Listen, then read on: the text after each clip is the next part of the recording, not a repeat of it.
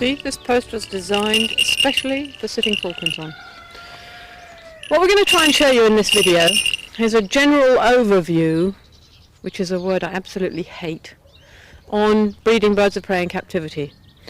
I'm not going to go into immense detail. You're not going to see graphic scenes of birds mating, so don't get excited. Nor am I going to touch on things like artificial insemination, because that's a subject which is difficult and needs special handling. What we're going to try and show you is how we here at the National Birds of Prey Centre house the birds, how we look after them, feed them, and make life easy for them so that they will naturally breed on their own, and how we do a little bit of interfering and management by taking eggs, incubating, rearing babies to a certain age and returning them wherever possible to the young. This is for me the easiest way of doing breeding without too much interference, and I think it's the way that most of you should try and tackle it as well.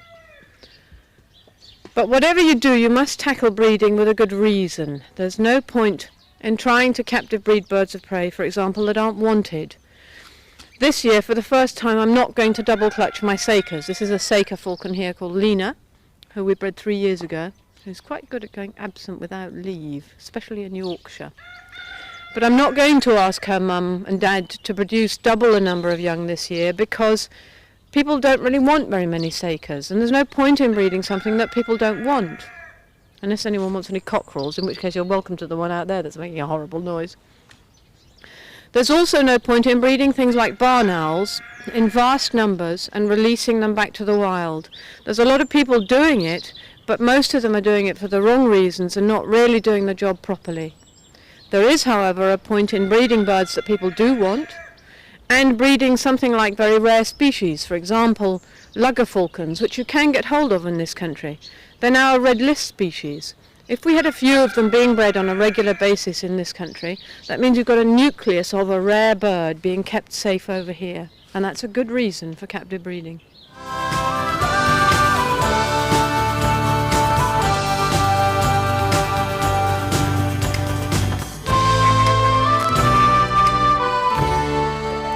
Isn't she wonderful? Now, secretary birds, quiet please. Secretary birds come from Africa. The National Birds of Prey Centre started life as the Falconry Centre in 1967. The plan was to be open to the public, to teach them about birds of prey, but also to try and breed birds of prey in captivity while there were visitors there. With very little help, we've succeeded amazingly well. We actually lead the world in the captive breeding field now. We've bred more species than any other single establishment there is. The idea was not to breed a lot of any one species for release back to the wild, but instead to breed small numbers from a lot of different species. In this way we would hold the interest of the visiting public, and hold my interest as well, but also be able to make available any information that people wanted on breeding species in the future. Chalky and I will go over here. Sarah, are you on your marks? Ready, steady, go! There goes the rabbit, there goes the eagle, into the wind, and then turning downwind. Run, Sarah! Keep going! And stop! A round of applause for the rabbit's legs.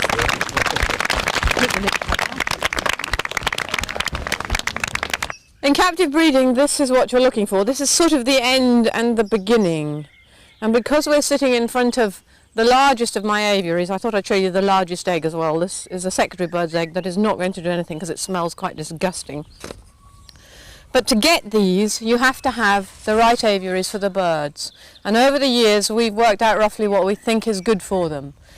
It doesn't make any difference whether it's a huge structure like this or whether it's one single aviary only 8 to 10 feet high in your garden. The principles are still the same. The birds are much more comfortable if they're only viewed or can only see out from one side. So we've built aviaries that are 3 sides solid with a completely solid roof and one side open. With some of the more nervous birds, we've lined the inside of the open side with a material called Netlon windbreak to stop them hurting themselves. But birds of prey are fascinated by looking at things, so I really think they need to be able to look out and see things. That almighty crash you just heard was an Andean condor landing on its perch. These aviaries have a completely solid roof because the weather in Britain is not really that good most of the time. You can make it with 3/4 roof or even half roof, but I reckon you need a minimum of 10 foot covered to keep the birds, and more important, the nest ledge, the eggs, and hopefully the babies, well sheltered in inclement weather.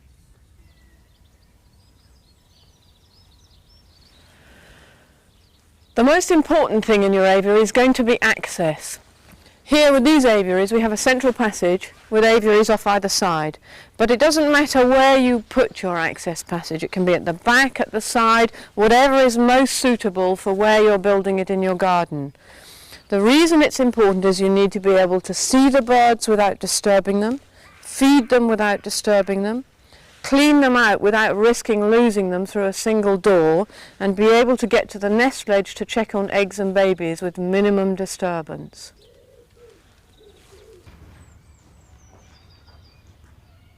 Wherever you build the access passage, build it a decent size.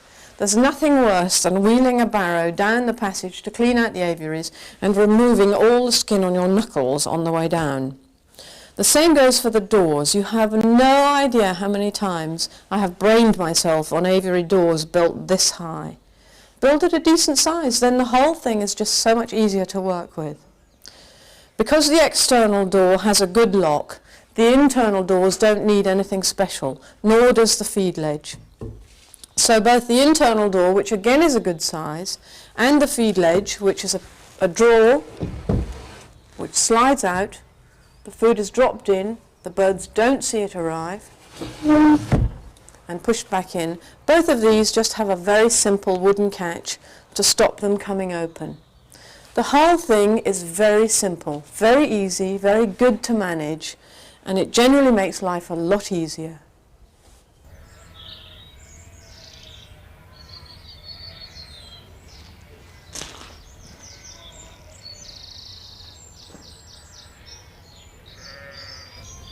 I can never understand why anyone builds an aviary that looks horrible. We try here to make them look reasonably attractive, so we usually plant a tree. The birds don't sit in them very often, but at least it makes us feel better about the aviaries. They're built with a concrete block base, which we paint so it looks reasonably attractive. Good sized timber. The wire is painted black so you can see through it easily, and there's hard core and gravel on the base, which is more comfortable for the birds and washes clean with the rain.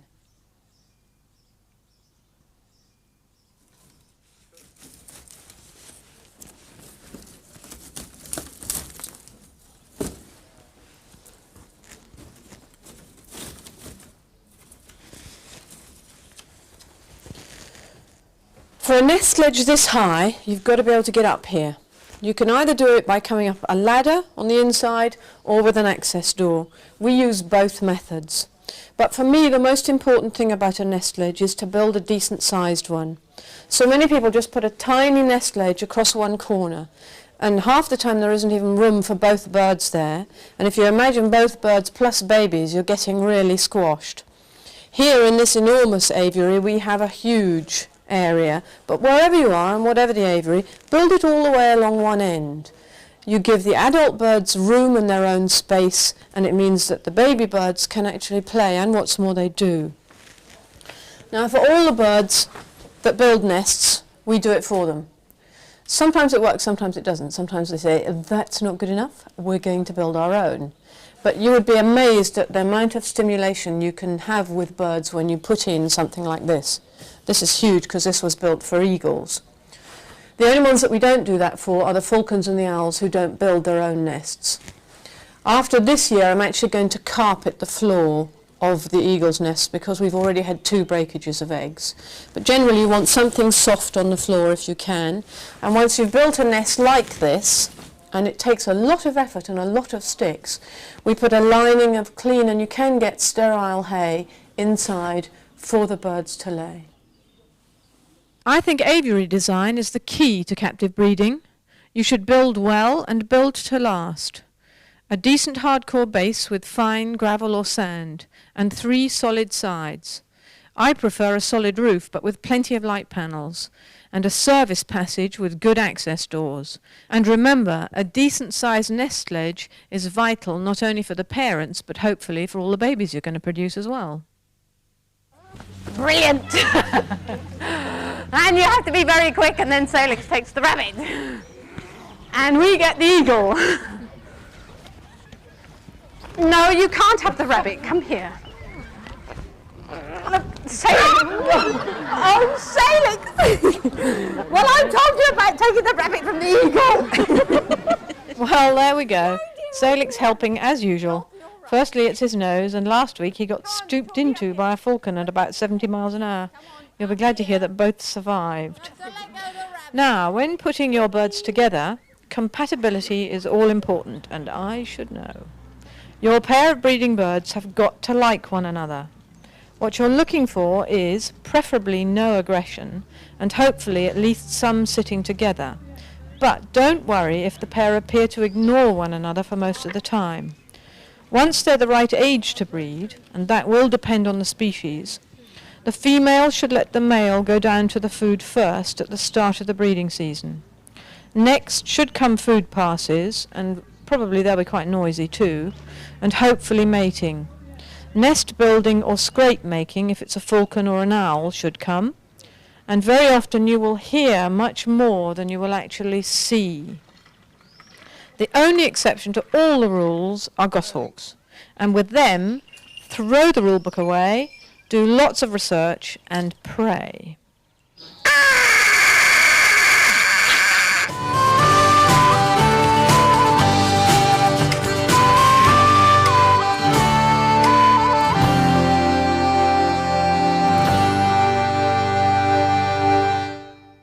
To get one of those, you need one of these.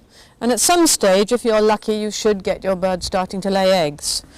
When they lay, it can be quite frightening because a bird goes into egg lethargy before it lays, which means very often they look quite ill. And sometimes it's not easy to know the difference between a bird that really isn't well or is just not looking well because it's about to lay. So it's something you want to watch out for. Once the bird has started to lay, they normally don't sit unless it's going to only lay one egg in a clutch, which some species do. That you need to find out beforehand. But normally they don't sit until they're half to 3/4 of the way through the clutch, and that'll depend on how many they're going to lay. And we will then leave the eggs with the birds for 5 to 7 days before going in and taking them. We take them in a bowl, which is filled with cotton wool. The cotton wool is clean every time, as is the bowl. And in that way we make sure that there is a minimum risk of infection to the eggs while being moved.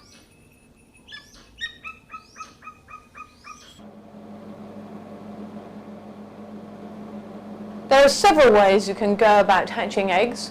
You can either leave it to the parent birds, which is by far the easiest way, and there's far less work involved, or if you're going to be very serious about captive breeding, which we are here at the National Birds of Prey Centre, then you've really got to use incubators. This incubator has got some owl eggs in it.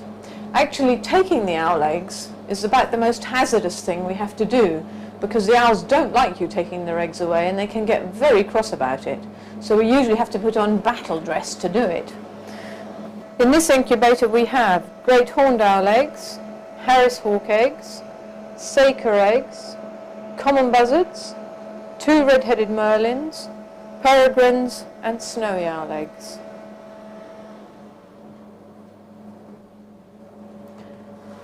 Here we've got Harris eggs, more Saker eggs, merlins, another clutch of merlin's eggs, and this is a peregrine Barbary egg.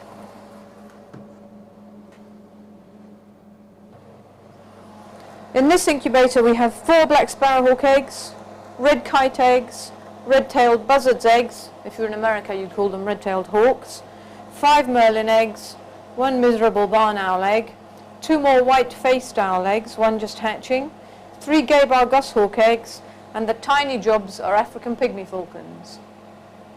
Now the incubator room is obviously fairly important. You need a room which is easy to keep clean and easy to keep warm. This room is very easy for both. It's got 3 internal walls, only 1 external wall, and being like a giant public lavatory with these glazed bricks, it's very easy to keep clean, and you can write rude messages on the wall as well. Now 5 of the incubators that we have in here are used for incubating the eggs, and 1 is used for hatching the eggs. They all run at 99.5 degrees Fahrenheit, and I don't have any water in any of them except for the hatching incubator, because the humidity in the room, and I've got a hygrometer on the wall, is already between 50 and 60%. And that's for most of the time in Britain. It's rare it drops much below 50. So the humidity in these will be about 35 to 40, which is what you need, or what I find works very well for hatching the eggs. Now anybody who's experienced will have noticed that the first incubator we filmed is actually not full of bird of prey eggs, it's full of chickens' eggs. But the reason for that is that a fox got in the other night and killed all my chickens, and that's all that's left of my flock. Incubators usually will have hot spots. They'll have an area where perhaps it's a little bit warmer and an area where it's a little bit cooler. So it's very important when you first get your incubator to get it running and settled, and it takes a while to get them settled, and then to map the incubator. To do that you've got to have thermometers, and it's best to have a decent thermometer. I think we pay around £5 for each of the mercury thermometers that we use, and they will measure between 95 and 110 degrees Fahrenheit. You don't need the whole spectrum, that's all you need. We also use a small electronic thermometer as well. When you get your thermometers, test them out. Put them all into a cup full of ice, bring them right down, and then put them all into an incubator, all in roughly the same place, and test that they all read the same, so you know you're working with equipment that is good, because the incubator can be as good or as bad as you like, but unless the thermometers are reading accurately, you don't know what you're playing with. I use Rolex incubators. I don't think it really matters what you use, so long as you know how the machine works. What I usually suggest to people is that as soon as they've got an incubator, get it in the winter and take it to bits 3 or 4 times and put it back together again. By that time, when the breeding season comes, you won't be frightened of it. You'll know how it works. Now we've got 6. At this time of year, they're running flat out. We have 1 over here with an extender, because in it we have the larger eggs, bald eagles, secretary birds. We did have golden eagles we'd hoped were fertile but weren't, and African hawk eagle eggs. If you put them in these incubators, when you put the lid down, you squash the egg, which is not a good idea. But in the other incubators, what I try to do is I have a grid of netlon. It's a windbreak you can get. And it means that I can lie the eggs on their side, which I think is a much more natural position for an egg to be. These are actually designed so that the egg is put in point down. But if by any chance an egg sticks, when the grid moves to turn the egg, it takes the bottom off. If you lie them on their side, that can't happen. It also means that I can put in different sized eggs, and here we have eggs from tiny pygmy falcons up to the secretary birds, which are huge, and sometimes we'll have big eggs and little eggs in the same incubator. So we have the grid, the netlon between the 2 grids, and then we can put any sized egg in. The eggs are turned 24 times a day by the machine, and I hand turn them 5 or 7 times a day. The turn is 180 degrees one way and then 180 degrees back the other way. The reason I do it is that it means the incubators are checked on a regular basis, which means that if something goes wrong, there's not a very long stretch of time between the checks, and these eggs can stand a drop of temperature of 12 hours easily. It's amazing what they can actually stand. What they can't stand is a rise of temperature, much over about 102 degrees, and you'll be very lucky to hatch them. That's Fahrenheit. It also means that if somebody starts to hatch, I see the pip and I can move the egg over. And it also means that if there's a problem with an egg going off, which sometimes happens, you immediately can smell it and take it out. Once an egg starts to pip, we move it out of these incubators and into the hatching incubator. Now this, again, it's a chicken's egg because I didn't have the right egg pipping for the right day, but this is a good pip. It's in the right place, about 2/3 up the egg. If you get a low pip, you've got problems, because that means the bird may have pipped below the air sac. Usually if they do, the pip will look messy and there may be some blood around, in which case you may have to go in and make sure that the bird isn't going to drown, which it can do. We move it into here, and I'm going to put this one in because I want it to hatch even though it's a chicken. And instead of having them like these, just sitting on the grid, we have them in a little hatching box. They're made out of the wire that you actually get with this incubator when you buy it, and we line them with tissue, and I've got some clips on them just to keep the tissue down. Clean them out every time an egg's hatched, which means that you're getting rid of any chance of any disease. And what you've done is you've created a microclimate in there. You've got the same temperature, greater humidity, because we have the water fountain in here. It's the only time I use it. It's not a particularly good thing, but here it's useful. So we've got more humidity so the babies aren't liable to stick. But in there, there's not so much forced air going through. So they're easier to hatch. Once they hatch, take them out of here and we go into the brooder room. We've actually got one just hatched here now. Just hatched this morning. Here we have a white-faced scops owl, about 6 or 7 hours old. We actually moved it out and put it back in for filming. Normally what I would do is leave them in here for an hour until they've dried out, and then I'd move them through. Before moving the freshly hatched baby into the brooder room, we disinfect the umbilical. If any infection is going to get in, that's where it's going to get in. So what you do is you get a disinfectant spray, but don't spray it directly onto the bird. Spray it onto a tissue, making sure you're facing the right direction because you don't look pretty that colour. And then just very gently dab that onto the umbilical of the baby. Cleanliness is vital in an incubator room. It's very easy to bring in disease. So what I do is I clean the incubators on a regular basis. I'll empty an incubator, I may move the eggs over, or it may have become empty because everything's hatched, and I'll move it normally into the sitting room because it's about the quietest room in the house, and I will fumigate it. I usually wash it as well, I think probably just to make myself feel better than anything else, and I fumigate it with potassium permanganate and formaldehyde solution. Now be careful because this stuff is dangerous. So you can actually do yourself an injury. Turn the incubator on and have it running. Cover the bottom of an egg cup with the powder, with the potassium permanganate. Place it into the incubator so that it's steady. Pour in enough of the formaldehyde just to cover the powder. Close the lid. Take a deep breath. Count to 30 and don't breathe while you're doing it.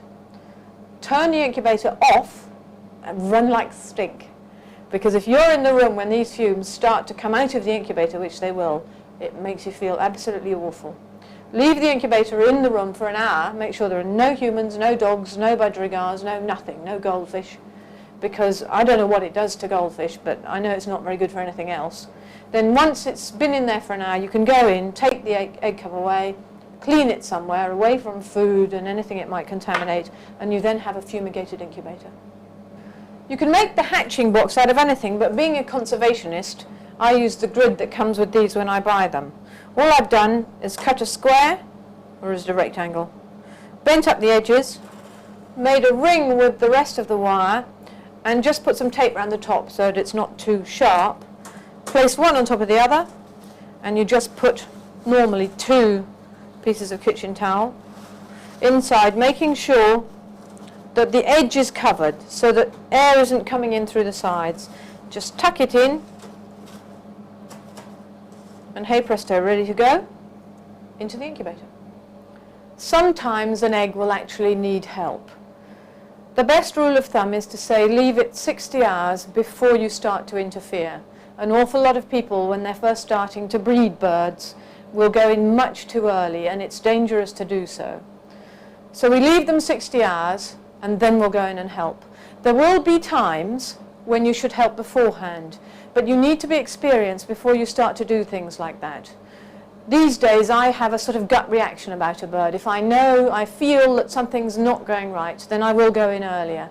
But normally 60 hours, and then if it's not out, you can actually start to assist. Now we've got in here an egg that I'm going to do a little bit of assisting with. Again, it's a chicken's egg, I'm afraid.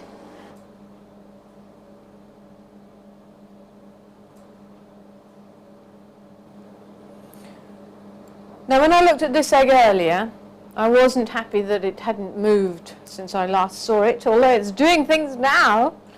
So what I did was I opened it up with a pair of lethal looking tweezers here, and you just see where the pip is and you go in above, because then you should be above the air sac. If you're worried, and it's a very valuable egg, with the chicken it's not quite so vital, although I do want to hatch it, then you can check with the candler and you can actually see where the air sac is, mark it with a felt tip pen, and then go in above the felt tip pen mark. But I've just gone in very gently here with a pair of tweezers and just making sure I'm above the air sac, breaking off small bits. Now when you break off bits of the egg, you do it very gently, making sure, if possible, that you don't touch the membrane at all. This is the membrane here.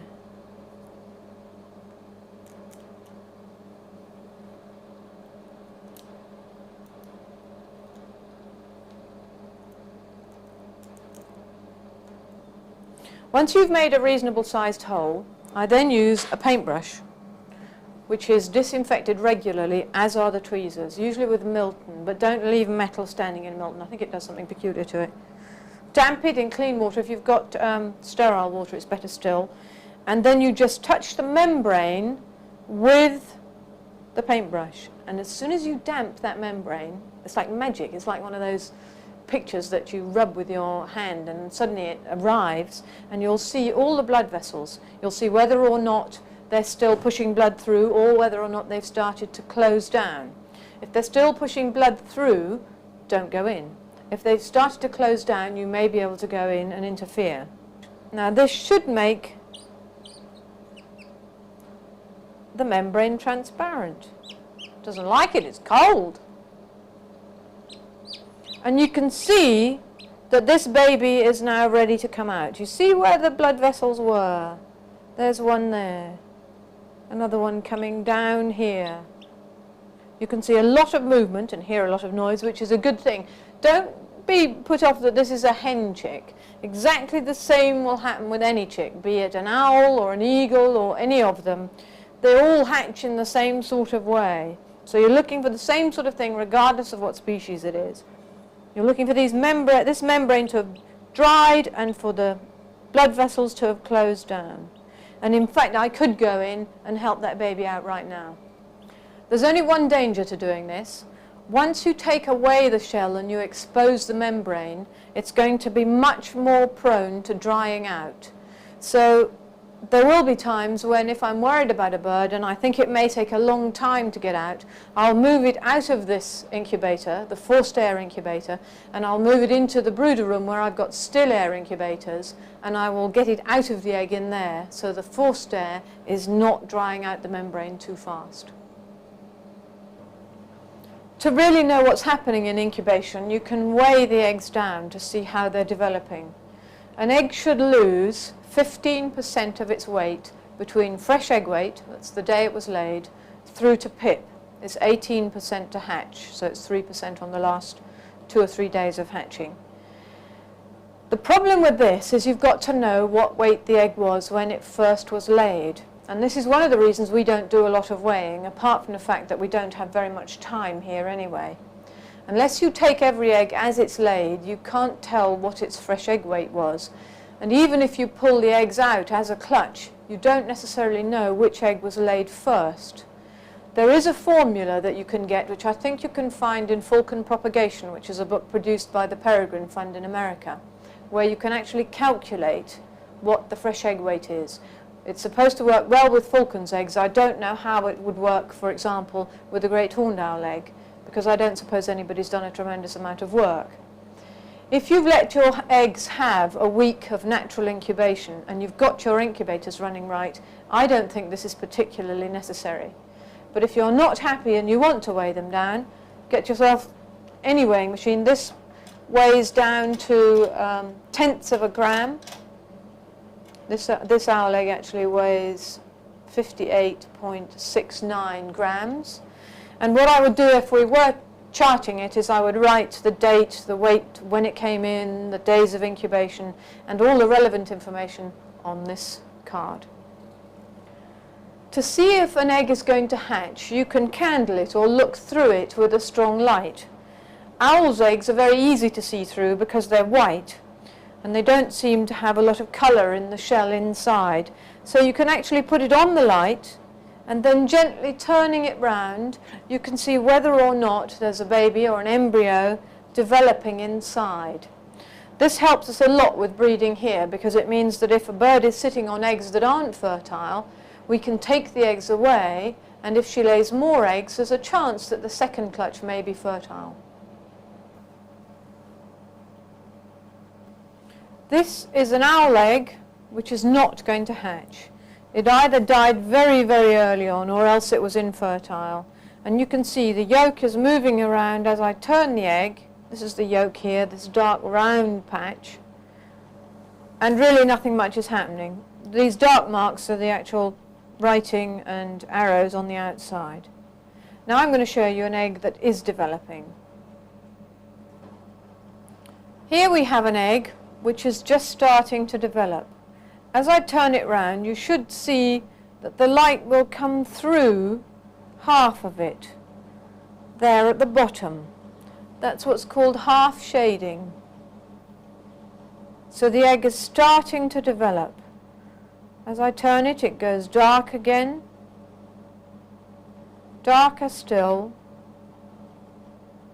and then coming round to the other side, the half shading starts to show.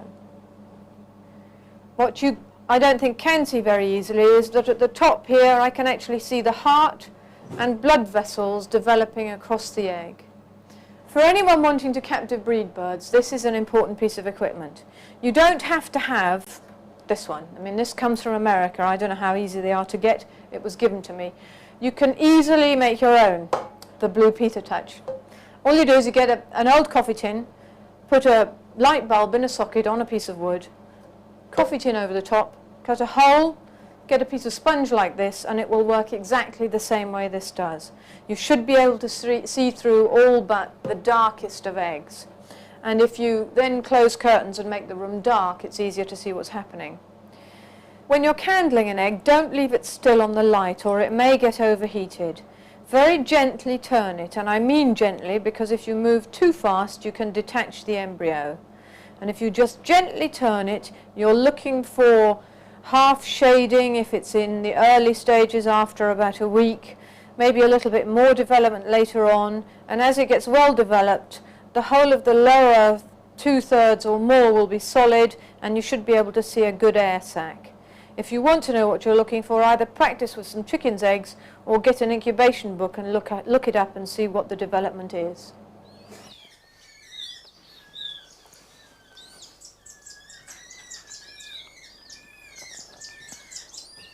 This wonderful room here is the brooder room.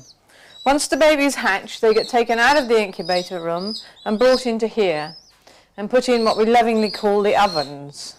These are 2 still air incubators. That means the air in here is not being blown around by a fan, and it runs at 95 degrees Fahrenheit. They'll stay in there for probably 2 or 3 days. Some of them are even smaller than that. Here we have the most ridiculous size. You don't get much smaller than that. That's an African pygmy falcon that's trying to eat my finger.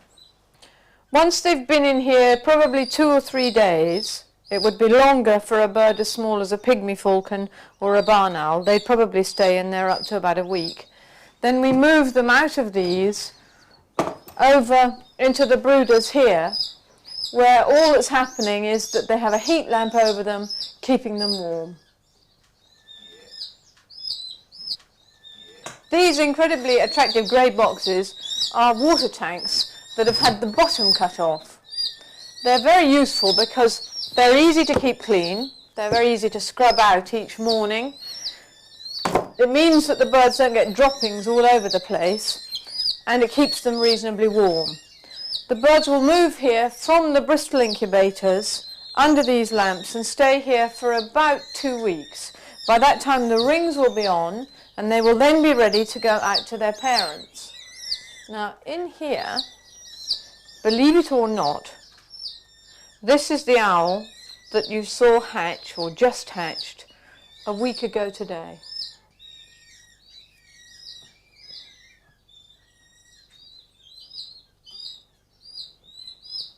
You can use any sort of container for the babies. This is a washing up bowl. I think it's a caravan washing up bowl actually.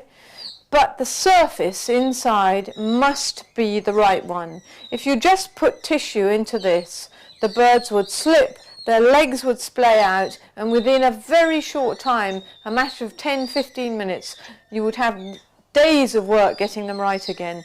So we have sand in these. This is actually dune sand, so it's nice and soft. It's been washed by the sea. And at each feed, 4 times a day, we make sure there's a good deep cup so that the birds' legs are kept tucked in nicely underneath them. Very much like the cup that you would find in the nest that most birds build or in an owl's scrape. Because the sand can be quite dusty and can get into their eyes, and also to keep them cleaner, we'll put 2 pieces of kitchen towel on top, and that'll be changed every time they're fed. To keep a check on what any bird is doing, we weigh them before and after every feed. So if you look at this card, you'll see that this owl has been weighed 8 times a day for the first 6 days of its life. Then once they start to do better, we weigh them just once a day.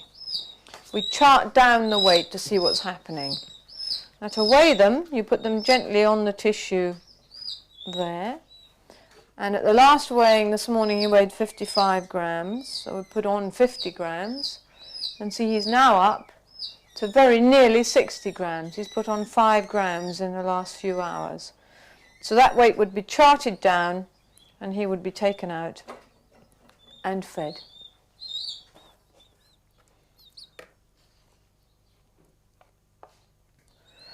The babies are fed 4 times a day.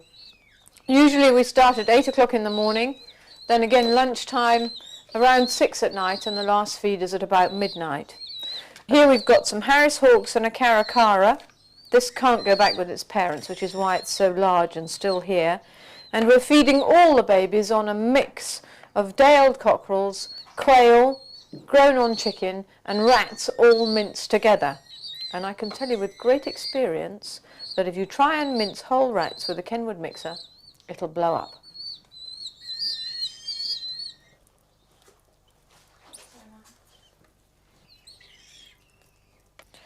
We use, to feed the birds, tweezers or forceps. If you're scientific like Melanie, they're called forceps.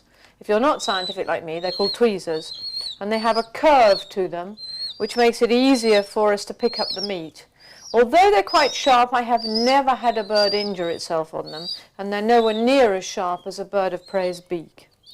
You just pick up the meat, and if it's a hawk like these, and these are almost ready to go back, you just wave it in front of them, and as you can see, they dive at the food with the greatest of pleasure.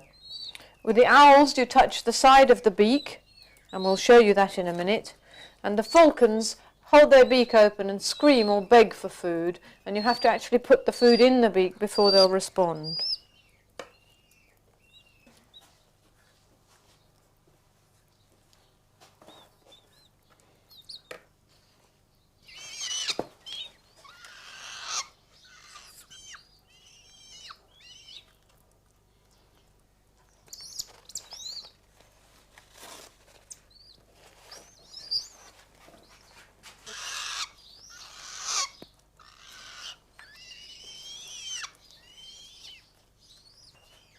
Stuffed.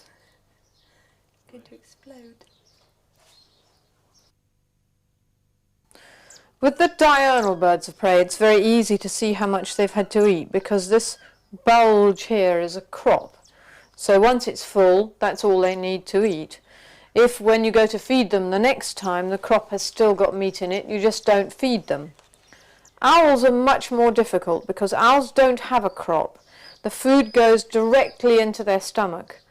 So you've got to put a finger very gently and feel their stomach, which is just between their legs. If it feels soft and flaccid, then it means that they're not still full of food and you can try feeding them. Now it's a question of touch. They don't see the food coming. They've got perfectly good eyesight, but they don't look for it like the hawks or the eagles do, and they're not sitting begging like the falcons are. So you bring it in and you touch one side or other of the beak, and as soon as you touch, if they're hungry, they'll respond and take the food from the tweezers.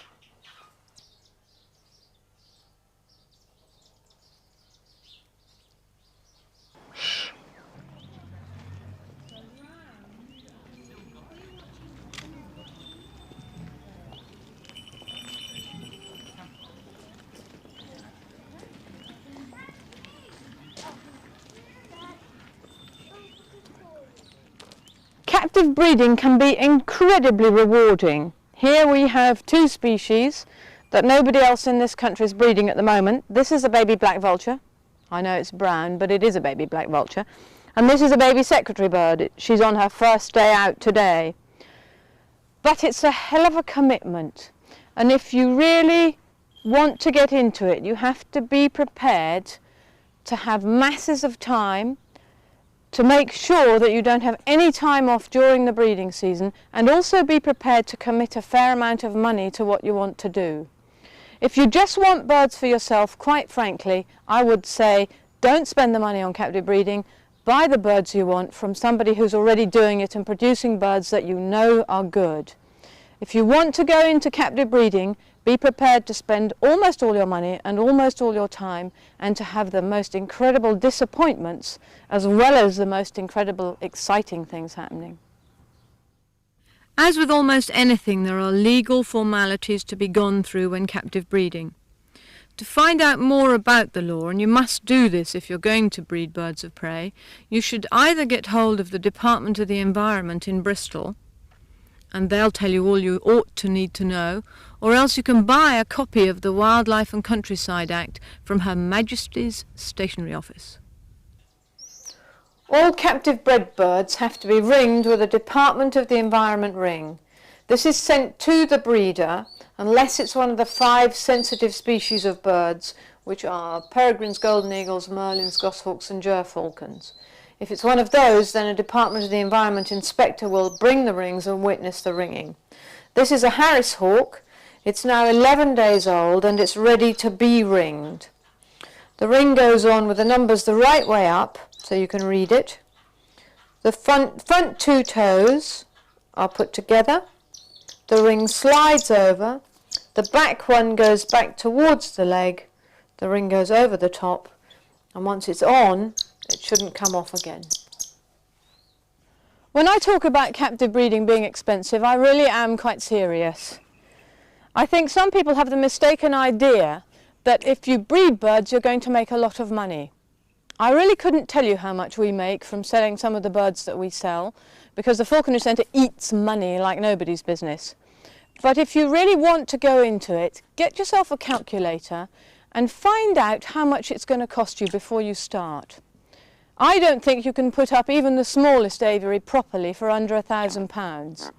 It's very unlikely, if you're going to get a reasonably interesting pair of birds to breed from, and ones that you can actually get rid of the young from, like say Lanners or Harris hawks, you're not going to get a pair of those, and remember they're going to be a young pair, for under £1,200 to £2,000. You've then got to wait 3 to 4 years before they're going to do anything. They're going to be sitting in the aviaries costing you food and possibly costing you vet bills. So you could be looking at a cost, probably not even counting your own time, of somewhere around £5,000 before you've even produced your first young.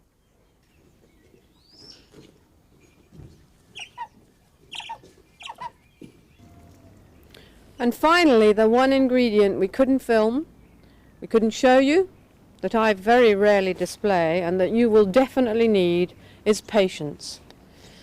Here we have, for example, 2 golden eagle eggs, which you can see I'm not treating with the greatest of respect because yet again they're infertile. And behind us we have the lady who lays them. For years we've been trying to breed from Sable. This year we managed to artificially inseminate her. 1 egg could have been fertile, and guess which egg she broke. Captive breeding is a long line of enormous highs where things go right and desperate lows where things go wrong, and you must be prepared to accept those. So look out for the patience, and I wish you the best of British luck.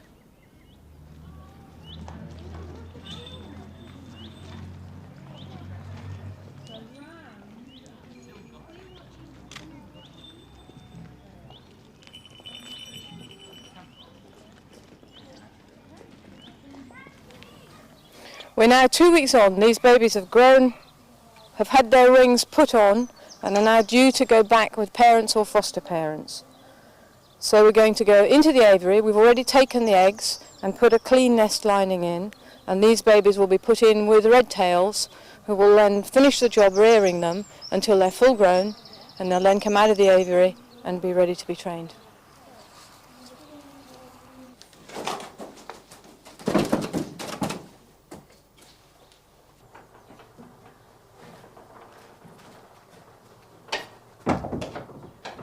Some parent birds will just fly off the nest, and you can safely go in, take eggs and return young. Others will defend the nest vigorously, and the only way to find out can be extremely painful. With my red tails I don't worry about the male, but I do catch up the female in a net and leave her there, releasing her only after the young are safely in the nest and I am well away from it. These are young Harris hawks whose real parents unfortunately didn't recycle this year, and so the red tails are going to finish the rearing for me.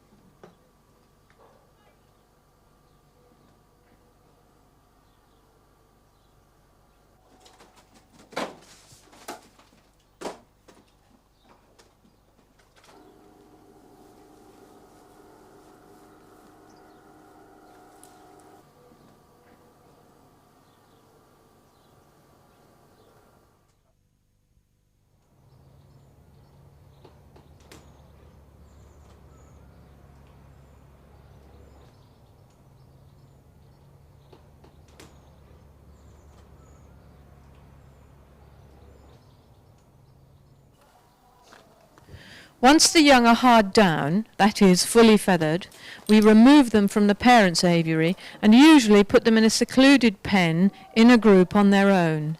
In this way they will become a little more mentally adult before training.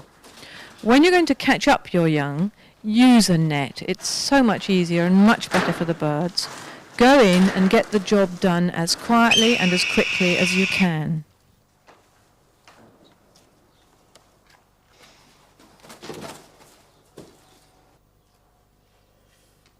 Want the good news? Got 3 females.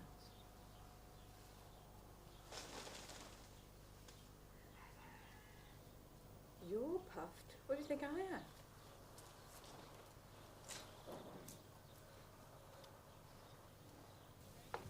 And there you have it, a fully fledged, captive bred, second generation female Harris hawk, almost ready to train. And that, as they say, is all there is to it. A piece of cake. Okay.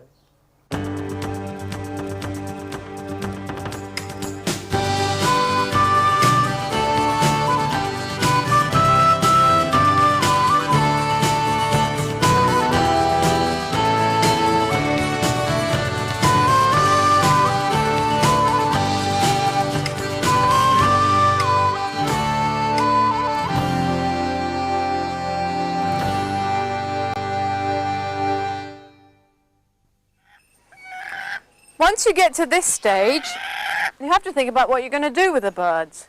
Very few people are going to keep as many of them as we do. So this is where your morals have to come into play. If you're going to keep them, they've got to be flown. If you're going to breed from them again, you mustn't use brother and sister pairs, otherwise you're going to produce junk birds in the long run, and that isn't fair for the birds. And if you're going to sell them or give them away, you must make sure that they go to good homes.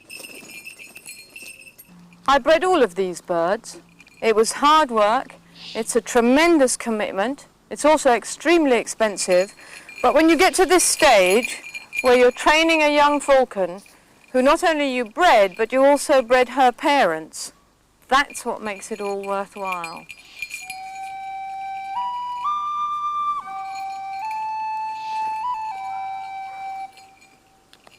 Put that foot up.